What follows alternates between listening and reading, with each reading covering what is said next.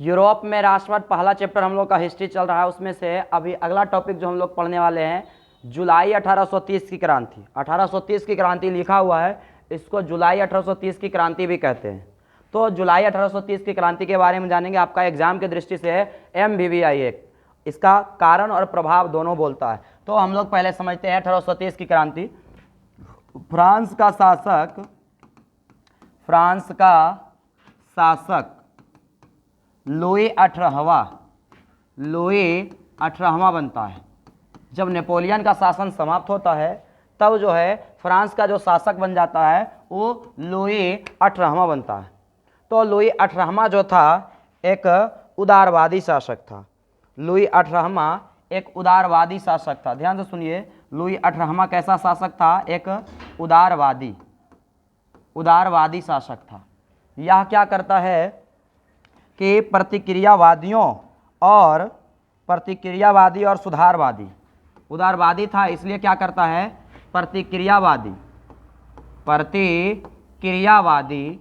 प्रतिक्रियावादी मतलब जो विरोध करने वाला था उसको, और एक सुधारवादी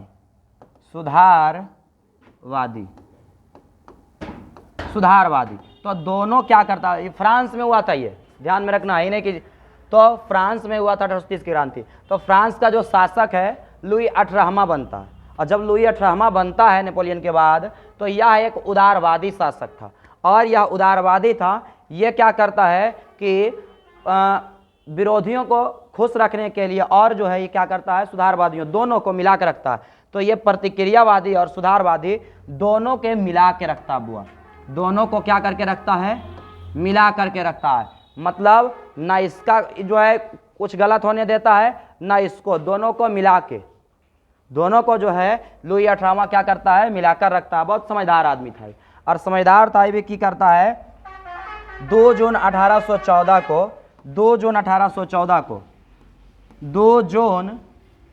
1814 ईस्वी को एक संवैधानिक घोषणा पत्र ला देता है। संवैधानिक घोषणा पत्र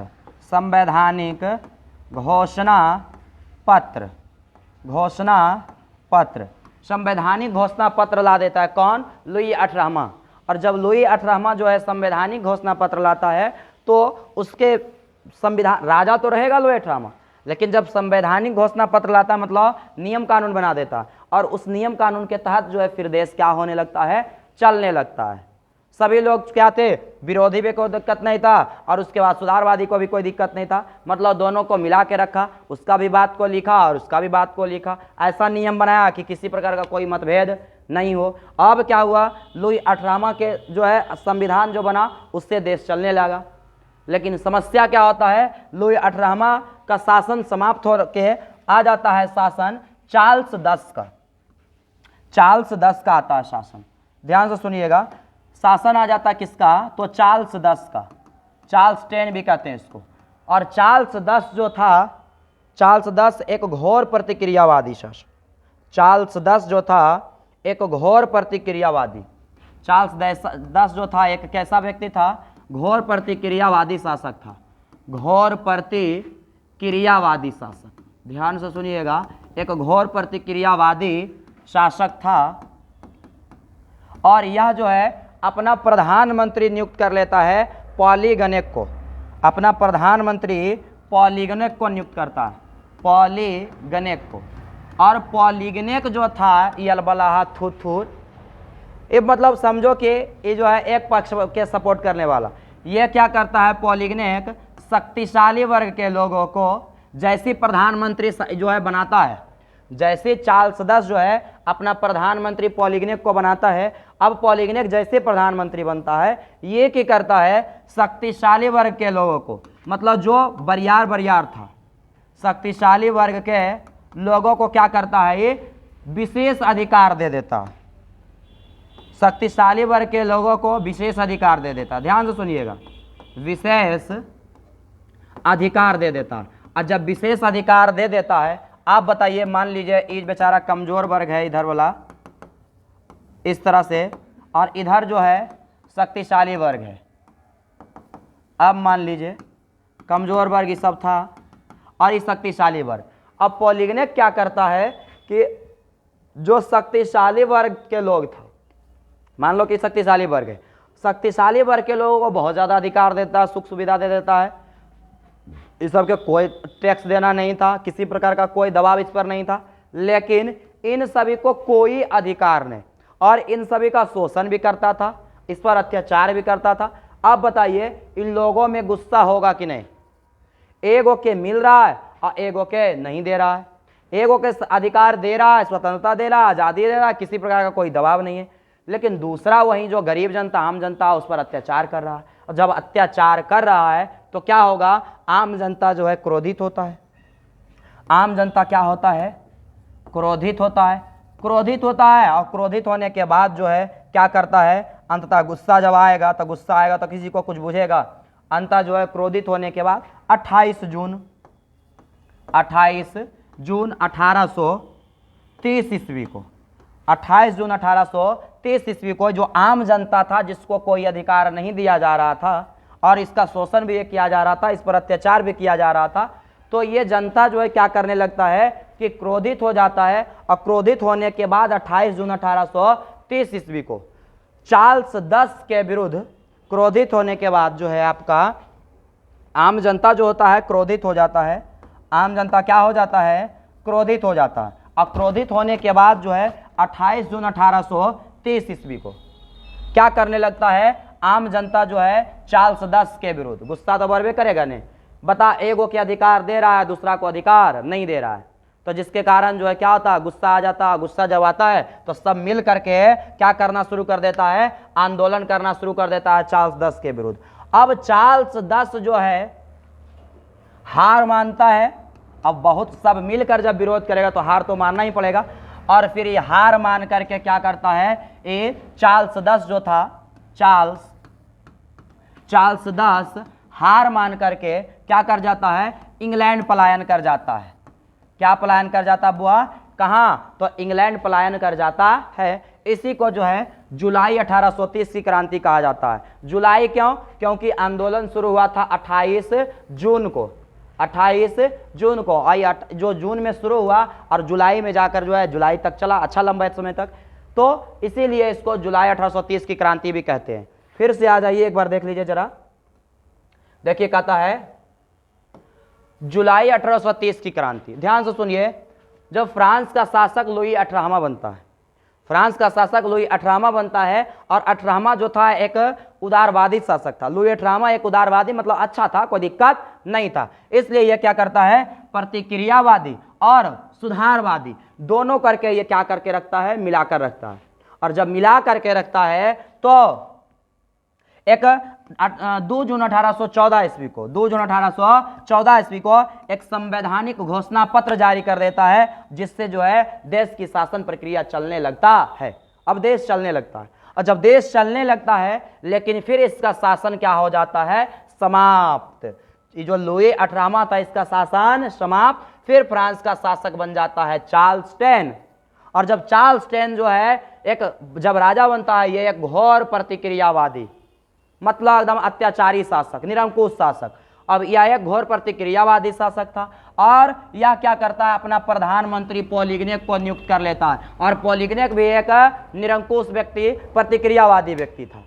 और यह क्या करता है कि शक्तिशाली वर्ग के लोगों को विशेष अधिकार देता है। और जब विशेष अधिकार देता है, बताओ अगर हम ही जो है किसी को विशेष अधिकार दें और किसी को कम अधिकार, जैसे मान लिया जाए हम पढ़ा रहे हैं, अब पढ़ाने के क्रम में कोई बच्चा जो होमवर्क नहीं बनाया उसको जो है खूब मारे, और कोई बच्चा ऐसा जो है उसको कुछ नहीं बोले, कोई दिक्कत नहीं, एकदम बढ़िया से छोड़ दिए उसको, तो जिसको पीटेंगे गुस्सा बढ़ेगा उसको कि अगर हम होमवर्क नहीं बनाए तो हमको पीटे, तो अगला बच्चा होमवर्क नहीं बनाए तो उसको भी पीटिए, ऐसा। तो वही बात यहाँ होता है, जब शक्तिशाली वर्ग के लोगों को ही पॉलीगनेक जो है क्या देता है? अधिकार देता है। जब शक्तिशाली वर्ग के लोगों को पॉलीगनेक क्या देता है? अधिकार देता है, तो जो कमजोर जो था, आम जनता जो था, इससे क्रोधित हो जाता है, गुस्सा करता है, और गुस्सा करने के बाद, क्रोधित करने के बाद सभी मिलकर जो है 28 जून 1830 ईस्वी को 28 जून 1830 ईस्वी को क्या करने लगता है? आंदोलन करने लगता है। और जब आंदोलन करता है तो चार्ल्स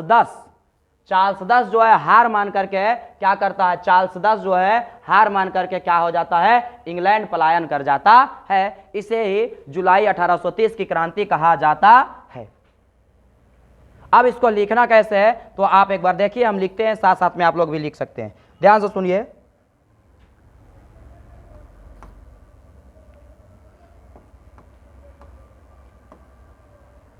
चलिए आइए आप लोग भी लिखिए। फ्रांस का शासक लुई 18वां, फ्रांस का शासक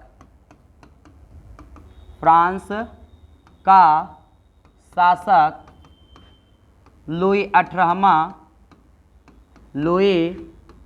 18वां बनता है। यह एक उदारवादी शासक था, यह एक उदारवादी शासक था, यह एक उदारवादी शासक था, उदारवादी शासक था, जो सुधारवादी या उदारवादी, सुधारवादी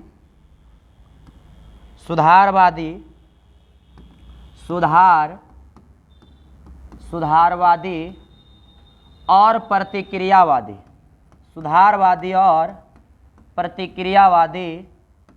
प्रतिक्रियावादी। आप लोग भी साथ साथ में लिखिए, आप जो है कॉपी कलम लेकर के बैठिए और साथ साथ में आप खुद लिखिए, समझने के बाद खुद लिखिए, जहां पर नहीं समझ आवे तो फिर देख लीजिए। कहता है उदारवादी शासक था जो सुधारवादी एवं प्रतिक्रियावादी दोनों को मिलाकर रखता है, दोनों को मिलाकर रखता है,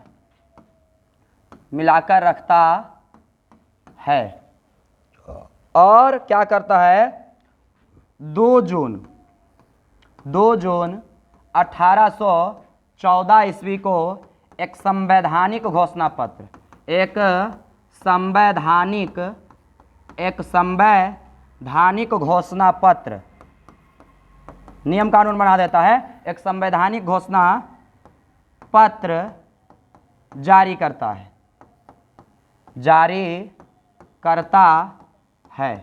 जिससे देश क्या होने लगता है, देश चलने लगता है। लेकिन जैसे ही चार्ल्स 10 का शासन आता है, लेकिन आगे लिखेंगे, लेकिन जैसे ही फ्रांस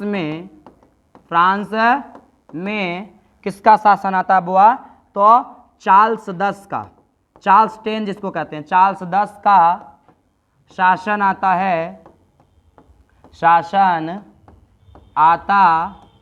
है। जैसे ही चार्ल्स 10 का शासन आता है तो यह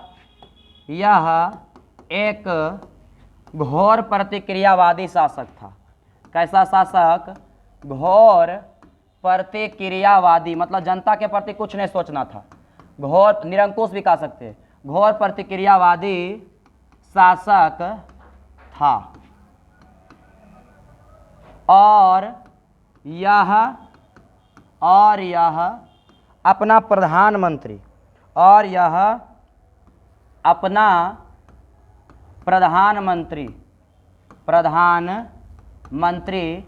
पॉलीगनेक को, किसको बनाता है, पॉलीगनेक को, किसको बुआ, पॉलीगनेक को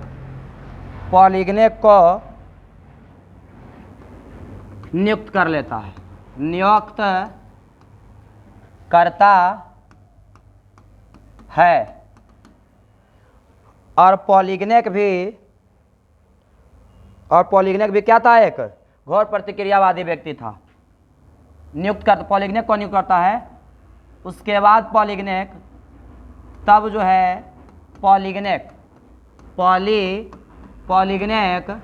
क्या कर देता है, शक्तिशाली वर्ग के लोगों को, दो वर्ग हर जगह होता है, एक शक्तिशाली वर्ग, एक कमजोर वर्ग, तो शक्तिशाली वर्ग जो है उसको, शक्तिशाली वर्ग के लोगों को विशेष अधिकार दे देता है। क्या दे देता है? विशेष अधिकार दे देता है। और आम जनता को मतलब साधारण जो गरीब था, आम जनता को कोई अधिकार नहीं देता है, जिसके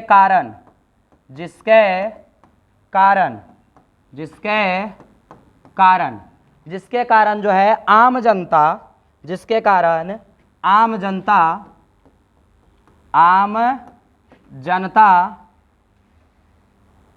28 जून 1830 ईस्वी को चार्ल्स दस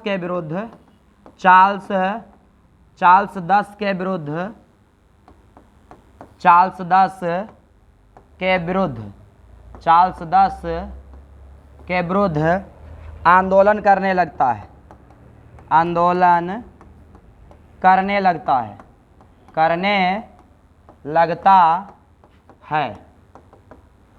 अंततः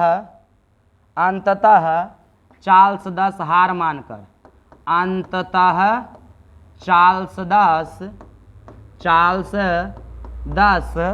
क्या मानकर? हार मानकर इंग्लैंड, कहाँ बुआ? इंग्लैंड पलायन कर जाता है। इंग्लैंड पलायन कर जाता है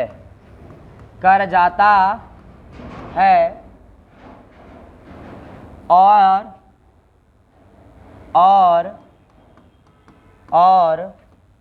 बुर्बो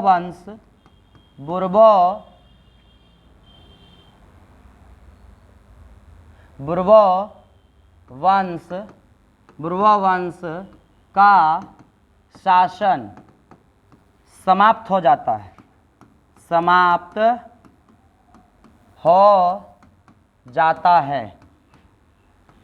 बुर्बो वंश का शासन समाप्त हो जाता है और आयरलैंड वंश का स्थापना हो जाता है। और आयरलैंड वंश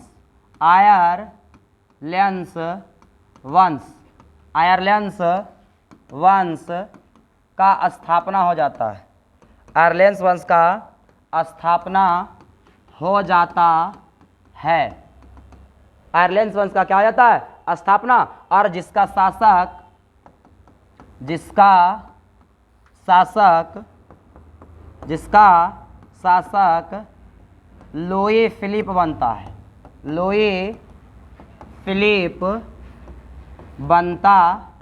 है। इसे ही हम जुलाई 1830 की क्रांति कहते हैं। आप अगर चाहें तो इसको शॉर्ट में भी लिख सकते हैं, यहीं तक लिख सकते हैं आप, ठीक है ना, कि हार मानकर जो है इंग्लैंड पलायन कर जाता है चार्ल्स दस, इसी को जुलाई 1830 की क्रांति कहते हैं। अगर आपको इच्छा है तो लिख सकते हैं, इतना दूर नहीं भी लिख सकते, कोई दिक्कत नहीं है। एक बार देख लीजिए जरा जल्दी से। कहता है कि फ्रांस का शासक लुई 18वां बनता है, जो एक उदारवादी शासक था और जो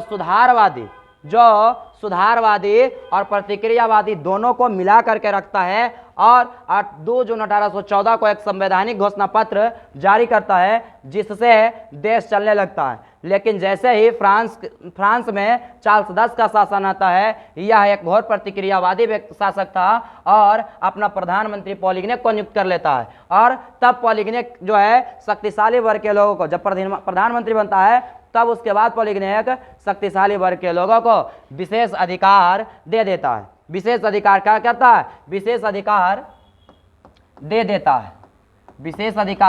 दे देता है। आम जनता को कोई अधिकार नहीं देता, जिसके कारण आम जनता जो है 2 जून 1830 ईस्वी को चार्ल्स दस के विरुद्ध आंदोलन करने लगता है। और अंततः चार्ल्स दस जो है हार मानकर इंग्लैंड पलायन कर जाता है। इसे ही जुलाई 1830 की क्रांति कहा जाता है। आगे की जो बात लिखी है इस समझने के लिए कि बुर्बो वंश का फिर शासन जो चार्ल्स 10 जो था बुर्बो वंश का शासक था, तो बुर्बो वंश का शासन समाप्त हो जाता है और फिर आयरलैंड वंश का स्थापना होता है और जिसका शासक लुई फिलिप बन जाता है। अब 1830 की क्रांति का प्रभाव क्या रहा?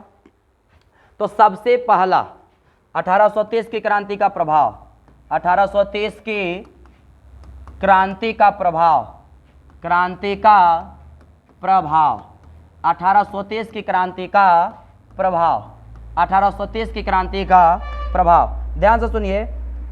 1830 की क्रांति का प्रभाव क्या रहा? सबसे पहला क्या हुआ कि प्रतिक्रियावादी जो था, प्रतिक्रियावादी शासकों का प्रभाव कम गया, प्रतिक्रियावादी शासकों का प्रभाव कम हो गया, प्रतिक्रियावादी शासकों का प्रभाव कम हो गया। सबसे पहला जो अत्याचार कर रहा था उसमें कहीं ना कहीं कुछ तो डर बना, डर इस वजह से बना क्योंकि देखा कि जनता पर ज़्यादा जब अत्याचार हुआ तो क्या किया? विरोध किया। तो इसलिए कहीं ना कहीं जो शक्तिशाली वर्ग जो था या तो फिर जो प्रतिक्रियावादी शासक लोग था उसके मन में कहीं ना कहीं डर बना कि ज़्यादा अत्याचार नहीं करेंगे, तो अत्याचार तो जरूर कम हुआ होगा। उसके बाद दूसरा, बुर्बो वंश का शासन समाप्त हो गया। बुर्बो वंश का शासन समाप्त हो गया, और किसका शासन आ गया? आयरलैंड वंश का स्थापना हुआ। आयरलैंड वंश का क्या हुआ? स्थापना हुआ। उसके बाद क्या हुआ कि राष्ट्रवाद का, या जब बात सगरो फैला तो राष्ट्रवाद का काफ़ी विकास हुआ, राष्ट्रवाद का काफ़ी विकास हुआ, राष्ट्रवाद का काफ़ी विकास हुआ। और राष्ट्रवाद का विकास होने के बाद, चौथा, राष्ट्रवाद का जब विकास हुआ तो उसके बाद जो है शासकों के विरुद्ध, प्रतिक्रियावादी जो शासक था, शासकों के विरुद्ध हर जगह क्या होने लगा?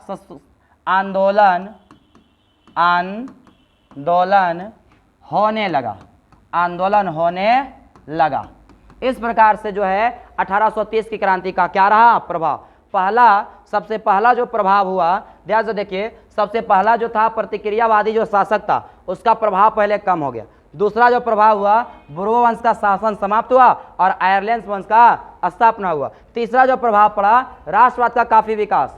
जब देखा कि ऐसा जो है अगर अत्याचार कोई कर रहा है तो सब मिल करके अगर विरोध करेंगे तो बल क्या हो सकता है, उस अत्याचार से हम लोग मुक्त हो सकते हैं। तो क्या हुआ? एक होना शुरू हुआ, लोग जहाँ जहाँ शासक अत्याचार कर रहा था आम जनता में एकता का निर्माण होने लगा। उसके बाद क्या हुआ कि जब ये बात जो है सब में राष्ट्रवाद का विकास हुआ तो जहाँ जहाँ जो अत्याचारी शासक था या निरंकुश शासक था जो जनता पर जो है शोषण कर रहा था, उन शासकों के विरुद्ध जो है हर जगह क्या होने लगा? आंदोलन होने लगा। तो इस प्रकार से 1830 की क्रांति का क्या रहा प्रभाव। तो अगले पार्ट में हम लोग अगले वीडियो में जो है 1848 की क्रांति पढ़ेंगे, 1848 की क्रांति पढ़ेंगे। तो अगले पार्ट में हम लोग 1848 की क्रांति पढ़ेंगे। तो अगले वीडियो जो है आप प्लेलिस्ट में जो है आप खोजिएगा, लाइन बाय लाइन आपको मिल जाएगा। ठीक है, अगर अच्छा लगा हो तो वीडियो को लाइक, सब्सक्राइब और शेयर कर दीजिए।